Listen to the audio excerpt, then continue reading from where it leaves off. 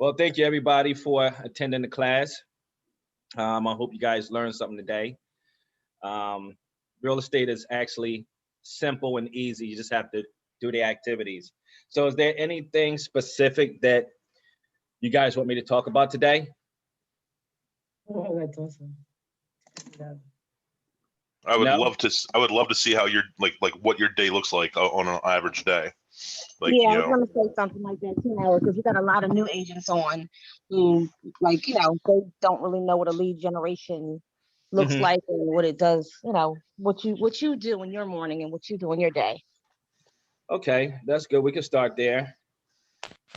Um, let's see.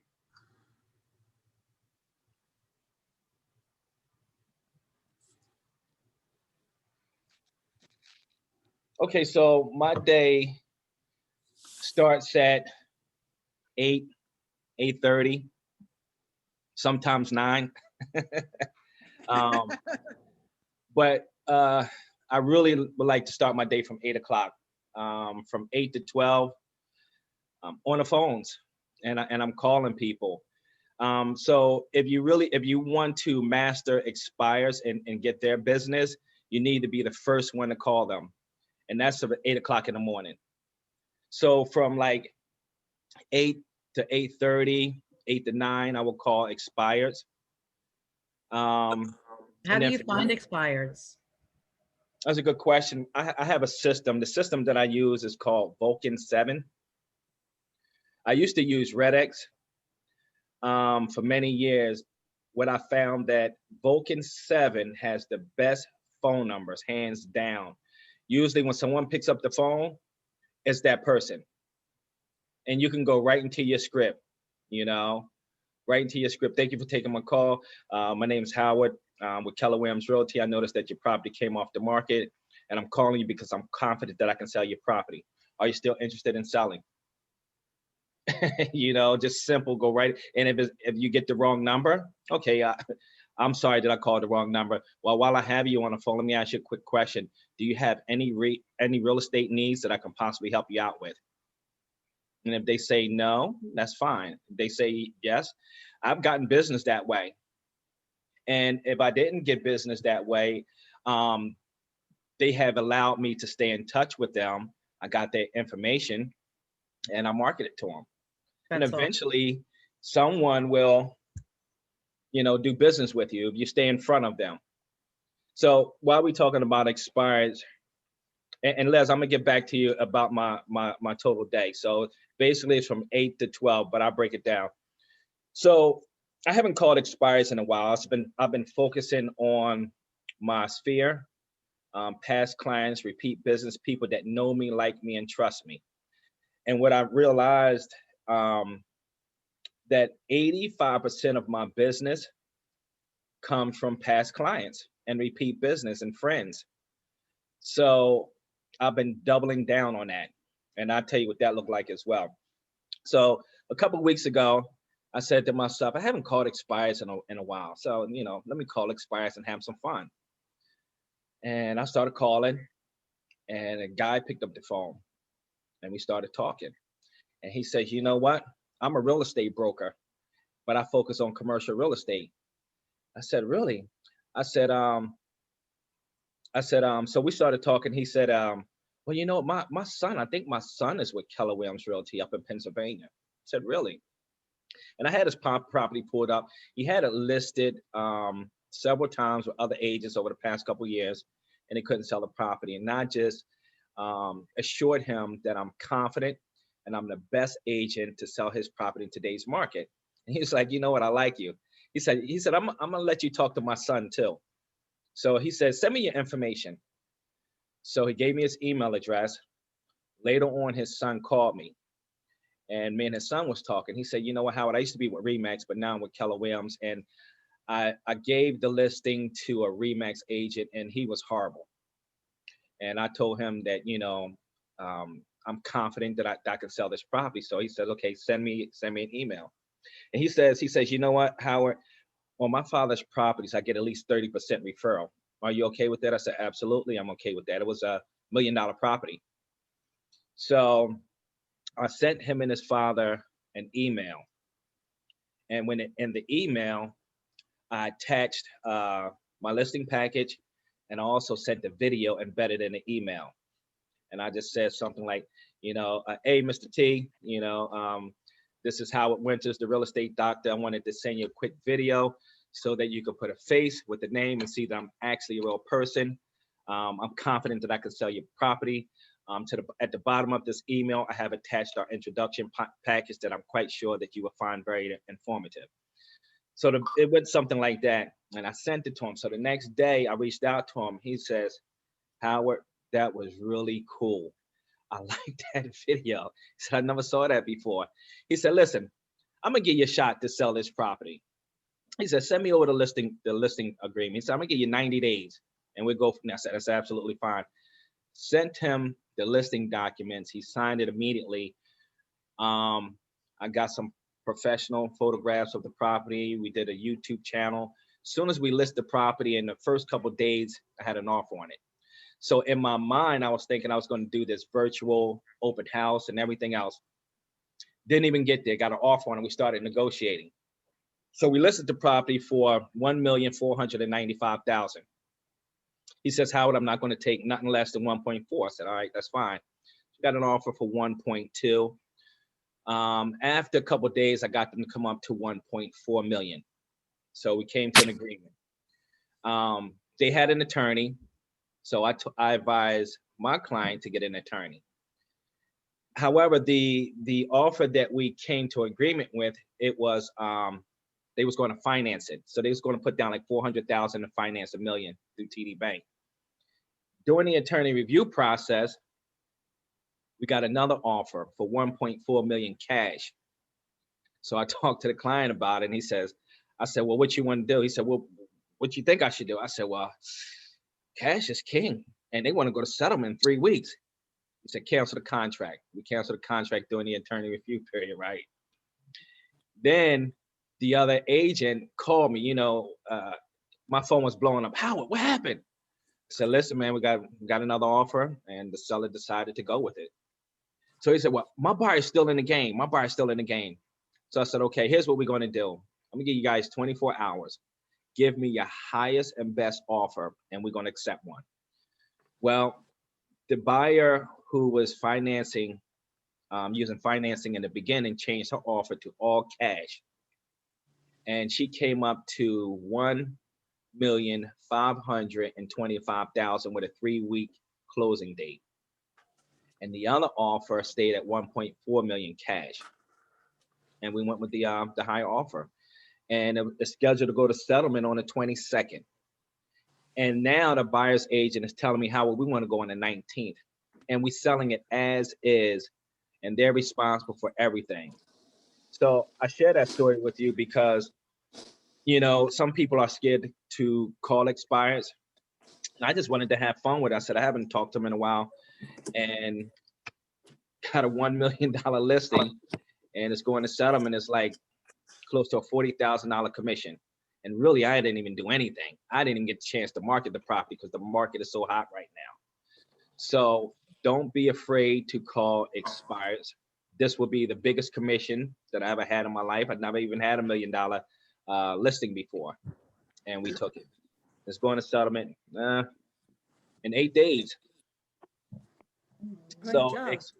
That is awesome. Thank you. So That is expires are good.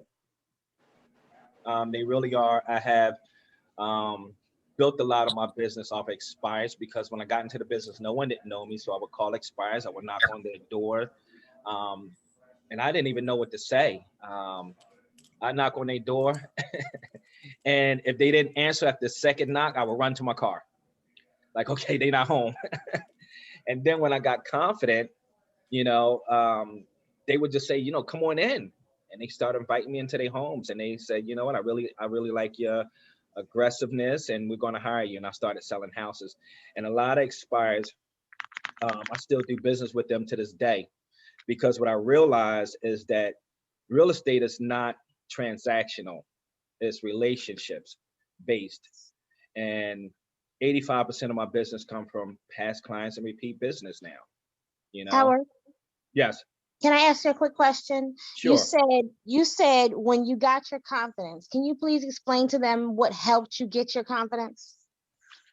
Learning my scripts. You guys don't know Bill Wagner. Bill Wagner was, he founded Keller Williams here in this area. He's no longer with the company. We actually bought him out. But he was my mentor. He was the OP at the time. And he gave me a lot of scripts, and I was using a lot of Keller Williams scripts off of the university. And I would study these scripts night and day. So when I got in front of someone, I knew exactly what to say. So that's how I built my confidence, knowing what to say and asking the right questions. So you gotta learn your scripts. I mean, it's a must, you know, and that will help you. Howard, is it safe to say that once you learn your scripts, it just becomes conversational? Absolutely. Absolutely. It just comes conversational, you know. And although I know my scripts, when I'm lead generating, I still keep them in front of me. I have them right here, and I always use them because I want to make sure that I'm on point, just in case they give me an objective that or objection that I'm haven't had in a while, you know. And once you overcome that, you always just close for the appointment. Don't be afraid to ask for the sale, and you'd be surprised what they say. And usually, in my first first opening line, you know, when I tell them that I noticed that the property came off the market, I'm confident that I can sell their property. I specialize in selling properties just like theirs, and I have an opening today at 3, or would 4 be better? And I have close appointment on that first opening line. How about 3 o'clock? Wow, you know. And then before I go out, I would pre-qualify them and ask them more questions about their motivation. Why was they selling the house? Where they plan on moving to? You know, what price they want to list the house at? How much do they owe on the property? And then one of the last questions I would ask them, you know, if they are comfortable and confident in what I have to say, will you hire me? And you need to know that, you know. And if they say yes, great. If they say no, and I said, okay, well, give me a reason that will stop you from moving forward with me. And they may say something like price or commission. So if they say something about the commission, I would know exactly how to handle that when we get to the when I meet with them. And another thing I would ask them before I go out, you know, other than yourself, is there anyone else that needs to be present at our meetings, such as your significant other, your spouse, that needs to be at this meeting? And they will say yes or no. If they say yes, okay, who is that? Oh, my husband. Okay, great. Will he be available at 4 o'clock? No, he won't be. He don't get off till 5. So I won't go until he gets off. I want everyone present, because when you go there without the other decision maker, you do all this presentation. They say, well, I can't sign it right now because my husband is not home. You're like, oh man, you know. So definitely ask and make sure that all the decision makers are present. For sale by owners, I have a listing right now. I didn't call for sale by owners in a while. I called for sale by owner, set an appointment. He didn't want to list with me. I gave him a lot of things that I know that he was dealing with, like, you know, investors calling, you know, buyers who are not pre-qualified. They just want to see the house. And he was like, yeah, you're absolutely right. And he was like, you're really good, man. You're really good. And his wife was like, well, we should hire him. He was like, well, I don't know. And I kept closing for the appointment, and I got the sale. Property's on the market right now. I got buyers trying to kick in the front door. And it's a $350,000 listing. The only reason they're not selling it right now is because the spike in COVID. So due to the spike in COVID, they don't want people in the house because they have 3 little kids. That was a for sale by owner listing. Just picked up the phone and called them. Por eso puse el mono, mira. La misma jeta, todo. Someone asking a question or not? Okay, so 8 to 9 expired, or maybe some role play in between.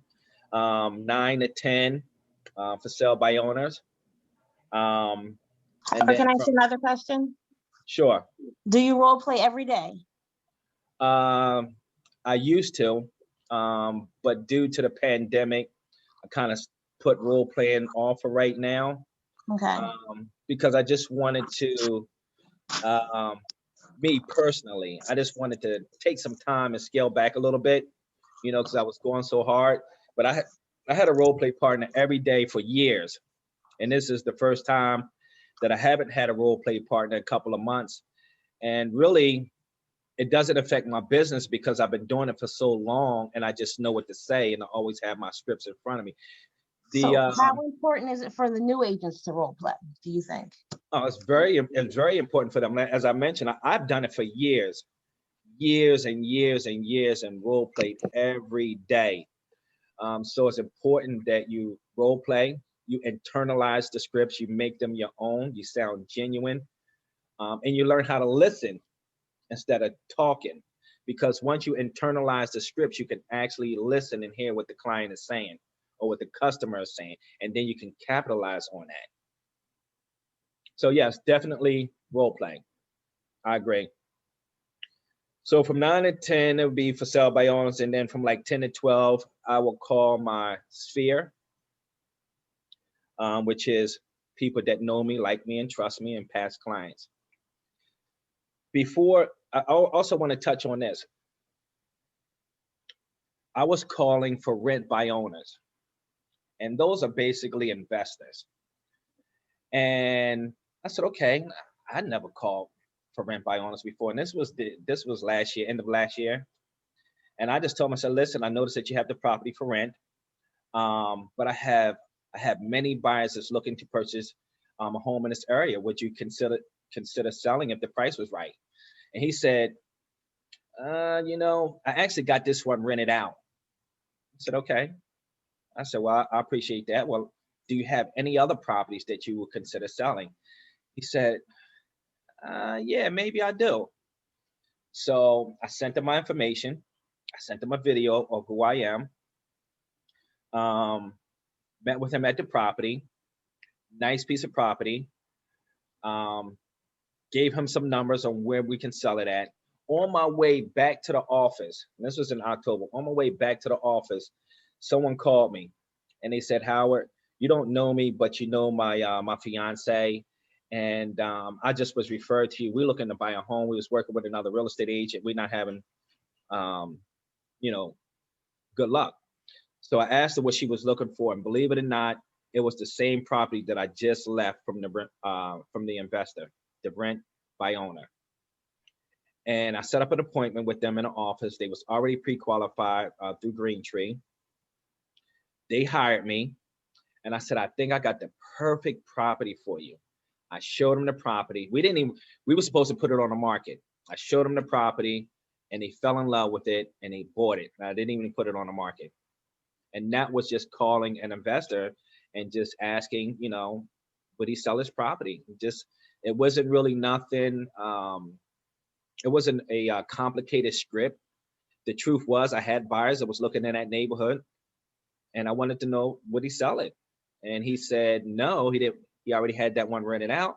And the next question was, do you have any other properties that you would consider selling? And I sold his property, and it was $190,000 sale, and I had both sides.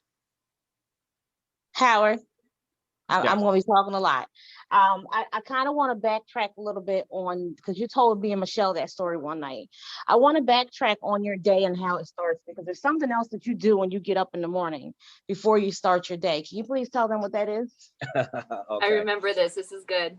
Yeah, Well, I've before heard of it. before I even get out the bed, I give thanks to the Most High. When my feet hit the ground, I say thank you.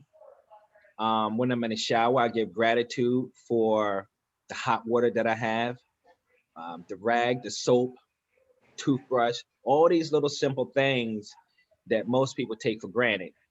And the reason that I do that, because it puts me in a good place, and I want to be in tune with the universe, and I want the universe to coordinate all my desires that I want.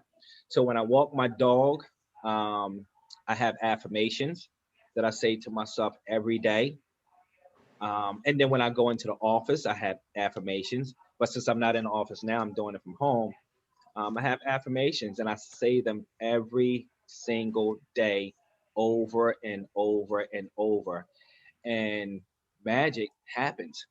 I mean, things happen. One of my affirmations is like, I would just say, I'm so grateful, I'm so thankful, I'm so blessed that I receive a qualified referral every day in every way. And then my phone rang. Hey, you don't know me, but I was referred to you by such and such, and I want to sell my house. I was referred to you, and I want to buy a house. I just sold a house uh, Friday through a referral. They was referred to me from a past client, met with them, and I said, you know what? I think I got a buyer for your house. Showed the buyer the house. It was $178,000 sale. I had both sides, $10,000 commission. I didn't even put the house on the market, and that closed on Friday. And the seller is under contract with me to purchase brand new construction in Egg Harbor Township for $330,000. So having affirmations and always coming from a place of gratitude is very, very important. It's not easy to do. You have to program your mind consistently. You see, most people, they go to the gym and they exercise and they do all these other things to stay in shape, but they never exercise their mind. The mind is the most powerful thing that you have. So if you get into practice of gratitude, I'm telling you, miracles will show up in your life. I'm telling you, it will. So is that something that you was talking about, Keisha? That's exactly what I was talking about. And you got to come up with your own affirmations, Mhm. whatever that you're grateful for, your health, what you want in your business, claim it, visualize it. I started claiming that I'm a millionaire. I'm so grateful, I'm so thankful, I'm so blessed that I am a millionaire. Money, business, and prosperity flows to me every day, in every way. And then sometimes I will say, um, I'm so grateful, I'm so thankful, I'm so blessed that money, business, and prosperity flows to me like a mighty river every day in every way. And I'm so grateful. And when you start telling your mind that and you putting that energy out to the universe, it will come back to you because the universe doesn't care if your thoughts are negative or positive. It's going to give you what you want. So why not really ask for what you want? And that's just coming from gratitude. Everybody want to be successful. Everybody want to sell homes. Everybody want to have money in a bank account. But if that's what you want, say it and believe it, and it will happen. And don't be afraid to ask for it. Don't be afraid Absolutely, to believe it. absolutely, because we all deserve it. All of us are equal. You know, Right. we all deserve it. So that's basically what my day will look like from 8 to 12. Just calling expires for sell by owners, investors, and my sphere. Um, and calling your past clients is the most powerful thing that you can do. I mean, I generate so much business from that. And I have all my clients that I've been dealing with since I got into the business 13 years ago. I do still do business with them right now, and I still stay in touch with them. And I would just call and just ask them how are they doing, you know, um, how they holding up, in this COVID world. What are they looking to do once the virus is over? And just having a conversation with them. And then sometimes they will ask, how would I have a leak or I have electrical problem, and I send them great contractors that will take care of them. And they always say, "Man, Howard, you're the best. You are the best." You know, and you just gotta want to just build those relationships. You start to know their kids, um, their family, their dog, and you take notes when every conversation that you have. So when you go back and you call them again, you can capitalize off that conversation. If they got a new puppy, okay, well, how's whatever the dog name is, how's he doing right now? Oh wow, he's big now. He's 9 months. 9 months. Wow, that's great. You know, and they want to feel like that you care about them. And I really do. I care about all my clients. And when they want to sell, buy, or anything, or their parents want to buy, or anyone they know, you got to go to Howard. You got to go to Howard. He's the best. And that's how I get these referrals. And people will just call me and just say, I was referred to you by such and such, and we want to sell our house. We want to buy a house, you know. And one thing that I want to talk to you guys about with the referrals. Have anyone ever taken that class, Never Ending Referrals? I have. What you think about that class, Kathy?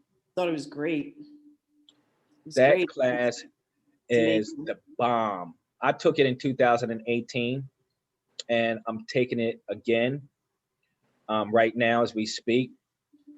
And every time someone sends me a referral, I reward them just for the act, whether they buy or sell with me or not. I reward them. So I will send a little thank you note, and I'll put a $10 Wawa gift card in there and say thank you. Coffee's on me, and they really really like that. What I'm doing now with my referrals, and I got this is in the class that I'm in now, is that once the property goes to settlement, I'm going to send them. You guys know about the Cutco knives, Mhm. the little spreader Yes. knife. Um, I'm going to engrave my name on it and say thanks for spreading my name around. Every time a property goes to settlement, so reward them in the beginning, reward them in the end, and it may cost some money. Those knives is like $80 a piece, but it will be worth it. Trust me, it will be worth it, and they will send you a lot of business. So all you guys that don't know about that class, it's called Never Ending Referrals. You should look it up through Keller Williams. It's a great class, and you should definitely take it. Because as we know, Zillow, Redfin, they want to put us out of business.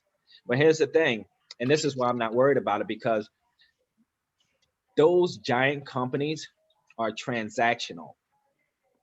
Real estate is based on relationships. And once you build relationships with people and you stay in front of them, nothing can come between that. And you want to get to a point where, people are sending you business and are sending you referrals. Another thing on my in my presentations, whether I'm with a buyer or a seller, I have this promise and goal agreement um, that I created, and I basically will tell them how we're going to provide the best customer service as possible. And I also tell them that this is real estate and it's going to be about 140 people touching their files. Our goal is to make sure that there are no surprises and that the transaction is smooth. And then I will say at the end, I will say, while I'm helping you get what you want, the only thing I ask you to do is refer someone to me who's thinking about buying a home, selling a home, or investing in real estate. Can you do that? And they say, absolutely, I can. And I get them to sign it. So throughout the transaction, I ask for business. And especially if you do something great and they compliment you on it, that'd be a great time to ask for a referral. Do you know anyone else who would like to have that same experience that you have right now? If you don't ask the question, they don't know how to give you referrals, and then you teach them how to give you referrals. You can send my information, and with their permission, text me their name and number. That way, we make a connection, because we wouldn't want them to end up with an agent who doesn't have their best interest, right? And they say, right, and they send it to you. They call you, Howard, here's their name, here's their number. Call them right now. They're waiting for you. All right, I think we have a couple of questions. Shanta, do you have a question? Yes, I wanted to ask Howard who he role plays with. Great question. I role play with all different kind of people. I had a role play partner in California, Philadelphia, Jeff Quinton's team, someone in the office, everybody. everybody. And it's good to role play with different people outside of your office because you learn different things. There's role play groups on Facebook as well, where you can meet people on Facebook, different agents in different companies and the same company that are on these different role play groups. You just and when you get on Facebook, just look up real estate role play and you'll find some. And if you're going to Thank you. reunion, if you go to family reunion next week, there's going to be a lot of resources there to meet other people in KW that you could potentially role play with. Okay. And then Ray, did you have a question?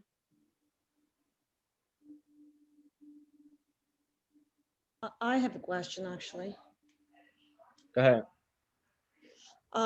It's about expires. Mhm. When you look for them, do you does it matter that it's from someone from the office, like if it's one of your colleagues, That's a former good question. listing? Like, how do you look at that? Is it frowned upon? If it was, let's say if it's Kinkisha's expired listing, Mm-hmm. I'm trying to get the business. I'm calling that expired. I have taken listings from people that was in the office. Well, I didn't take it from them, but once it Yeah. expired, they hired me. Gotcha. And here's the thing. If they don't hire you, they're gonna hire someone else. So why not keep the money inside the company? Okay. Now, I have also done this as well. If I couldn't get in touch with the expired, I have reached out to people that I know and say, listen, I'm confident that I can sell this property, and if they hire me, I'll be more than happy to pay you a referral fee. So would you give me their name and number if I couldn't reach them? And I would pay a referral fee. Cool. That's brilliant, actually. Howard, can I expand on that? Sure. I've also had it happen where someone has called me and said, look, this listing is going to expire in a week or so, and I know they're not going to give it to me. Will you give me a referral fee and I'll give you their information? Absolutely. I've had that too. Mhm. I had that too. So think about that, guys. If it's coming, it's coming to the end and you have that feeling that you're not going to get it back, throw it to somebody in the office. Absolutely, because they're going to hire somebody, Right. and you Yeah. might as well get something off of it and bring in the company dollar versus it going to another agency. Well, but what are the chances that your referral would mean so much to them? Like, what if they want to go with different company altogether? Then you really Well, you know what? nothing I you can do mean, about it. yeah, that's nothing you can do about it. However, Yeah. if you don't try, you will never know. Yes. You'll be surprised what you can accomplish by just trying and asking for the business and proving to them why they should hire you.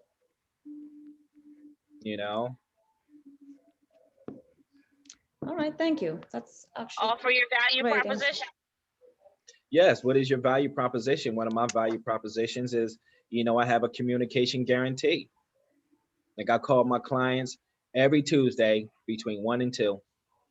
And if I don't call them, they have the right to fire me. So, and the reason that I came up with that is because the number one complaint from customers is saying that, they beg for the business, and once they got my business, I never heard from them. Mhm. And listen, I'm not going to call you when it's just good news, and I'm going to call you when it's good news, bad news, and no news at all. Even if I don't have no news, hey, listen, I really ain't got anything to tell you, but this is just what happened. Oh, thanks for calling. And Okay. they All really right, great. appreciate that. So that's one of my value propositions. And you have to come up with yours, and you just want to provide the best service possible so that you can get referrals. Referrals are the life line of our business, And when I get that call, I want to sell my house. I was referred to, I want to sell my house. I get it tingle, it just makes me feel good.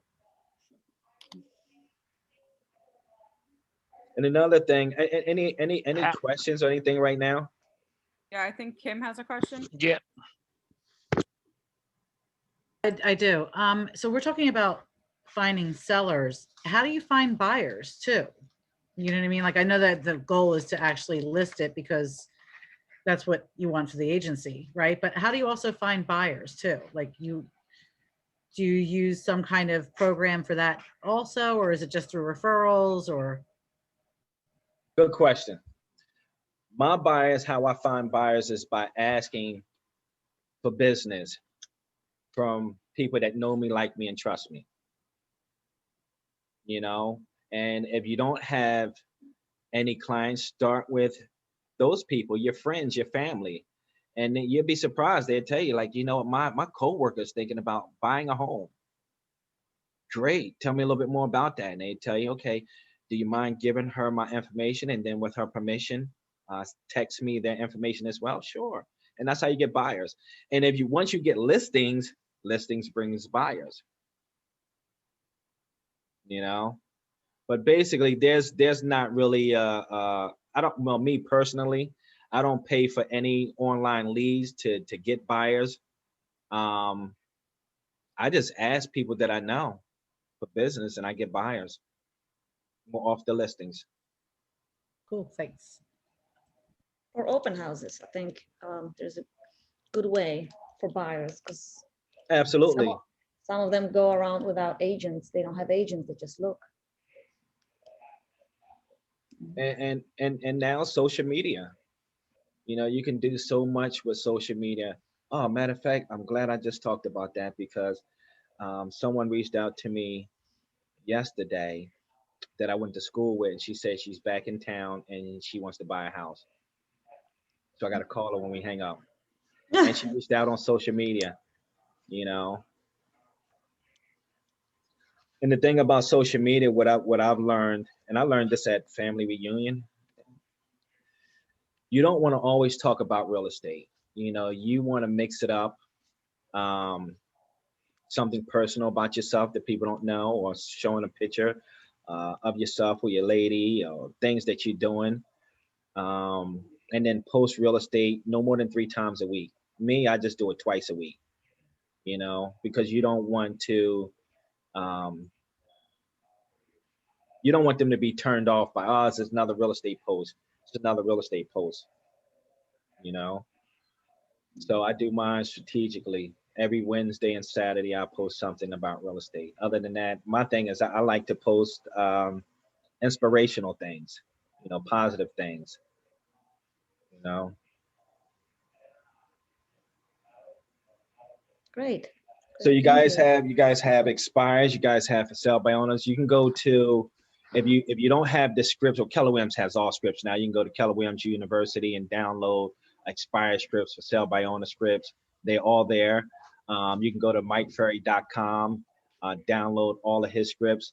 So the scripts is there. The thing is, you got to just make those calls, and you got to touch the people that you do business with. And then That's now what I'm getting people to do, I'm getting people to give me reviews on my Google page.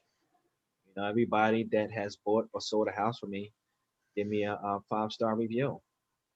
And when you do that, your name starts to rank up in the search engine through Google. And I post all my pictures on Google. So if you can get yourself if you don't have it, Google my business. Powerful. Hey Howard, I have a question for you. Dude. The scripts that you use, that did you write any of these yourself, or did you combine scripts that you found, or are these ones that you just copy and pasted from like websites? Great question. None of these scripts are my own. I have internalized them to make them my own, but I got them all from uh, Keller Williams and Mike Ferry. And they basically all are the same. You just have to figure out which ones that you like, you know?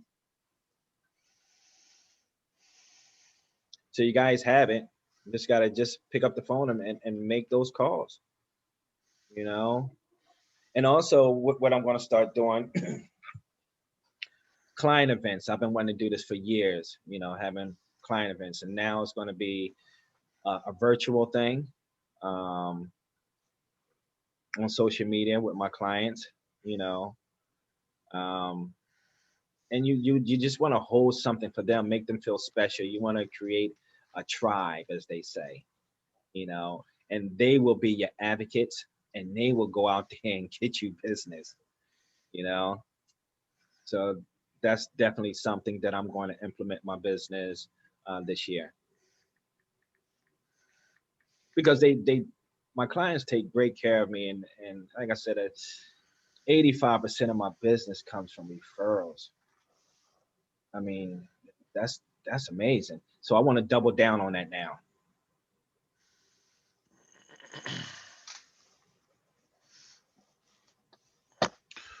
What do you think was the biggest hurdle as a new agent to getting in production for yourself? Confidence. Um, as I mentioned, well, either, you know, people, how they say it? People grow from either pleasure or pain. And mine's was pain, because when I first got into the business, um, my mindset was I want to be a developer. I want to sell commercial real estate, shopping centers, and I had this big picture in my head. So the first year, I only focused on commercial real estate.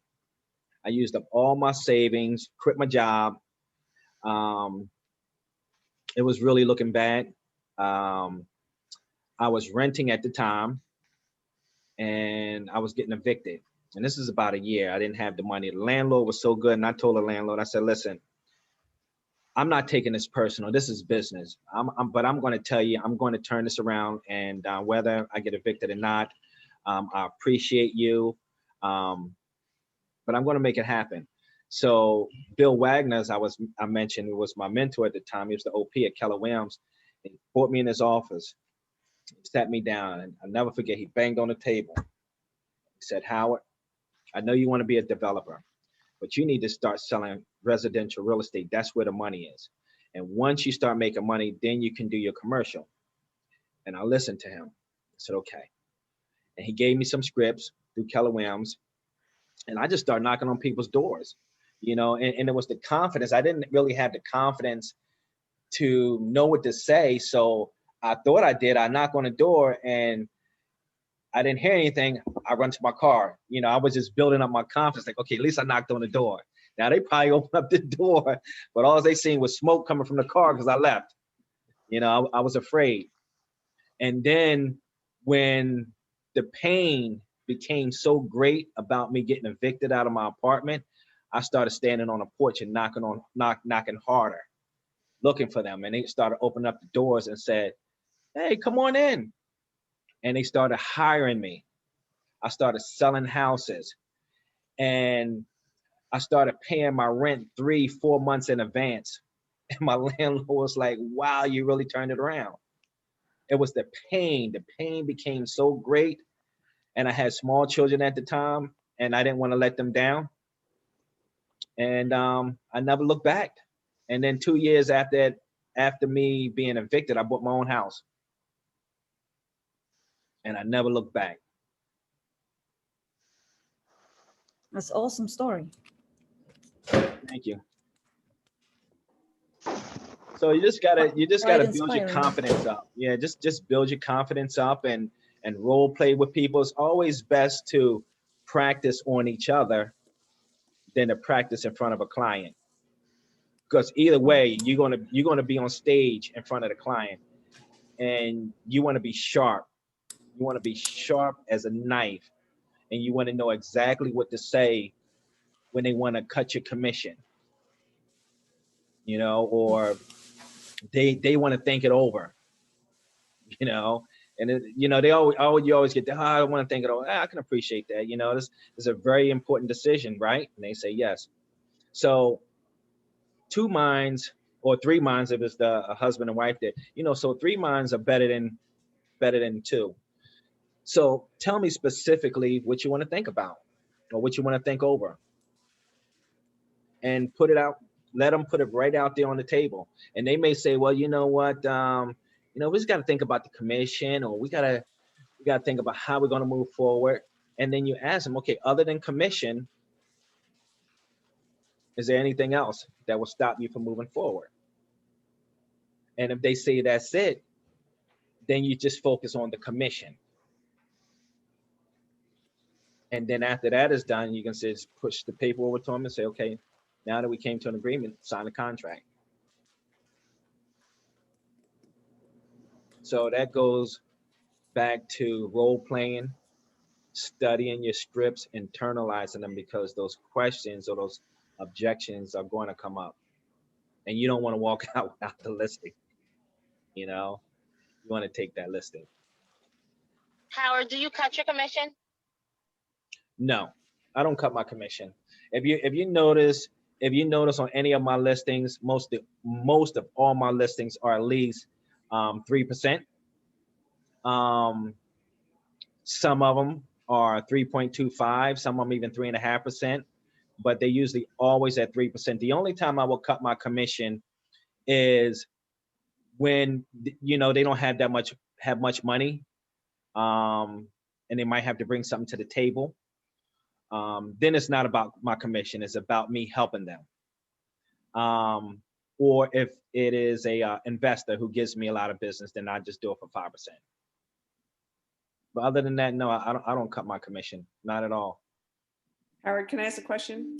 Mhm. You think that consistency in not cutting your commission keeps you getting referrals?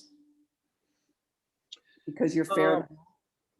I would say not so much about me not cutting my commission, is about the service that I'm providing to them. And then I also can show them when they want to come on commission. Well, you see that the average real estate agent's list to sell price ratio is 92%.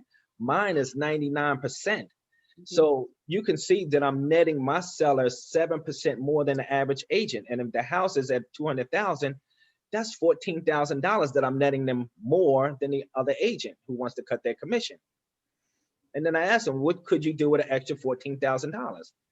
And they would say, yeah, we can do this. And you can pay the commission that I'm requesting, right? Yes. And they sign a contract.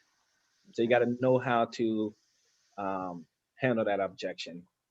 And again, just staying in touch with them, taking care of them. As you guys know, in this business, we become, what is the word I'm looking for? Like psychologists, or, helping them through their divorce, and they tell you all kinds of problems, and you got to listen to that, and just understand and have empathy for them, and tell them to stay positive, and it's going to work out. Howard, I have a question for you. Shoot. Beyond contacting family members, friends, going through your contact list, in the marketing world, like how effective would it be to focus on, let's say, a given development through postcards or door hangers or some kind of outside advertising? For me, I don't do that kind of marketing. You got to be very consistent at that kind of marketing, and it costs money. I want to keep my costs low as possible, but you can generate business. I'm gonna give you an example. Kathy, can I ask a question on that, Howard? Huh? Well, what you're saying now, would that be considered farming? Yes. Okay. Yes. So I'm gonna give an example. Kathy sends out her postcards, and I was contacting this lady. I was doing circle prospecting, calling in a neighborhood where I had sold a house, and I put them in my database.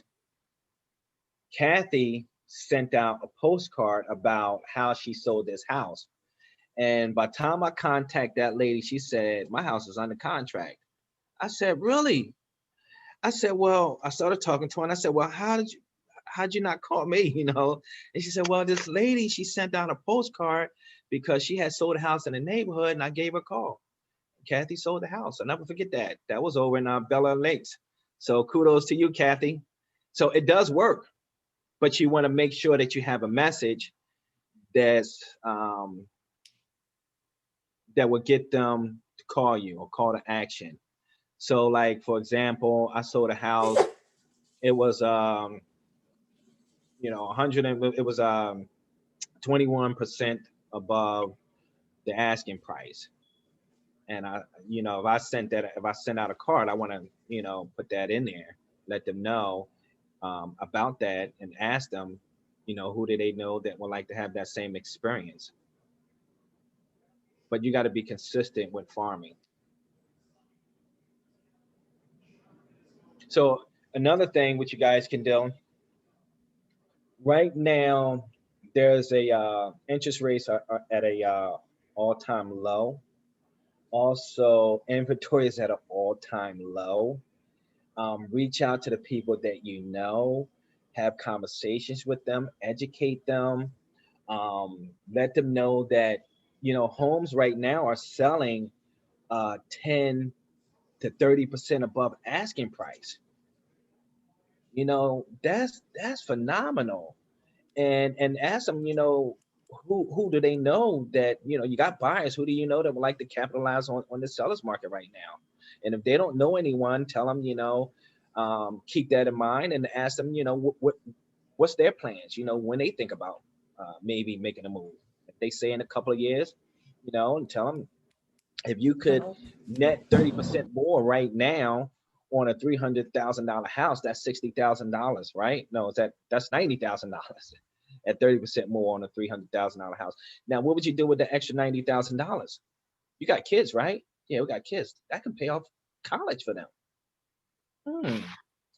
So you want to give them points to think about, and then you can share with them on how right now the buyer could lease back the house to the buyer, contingencies where they have to find another house.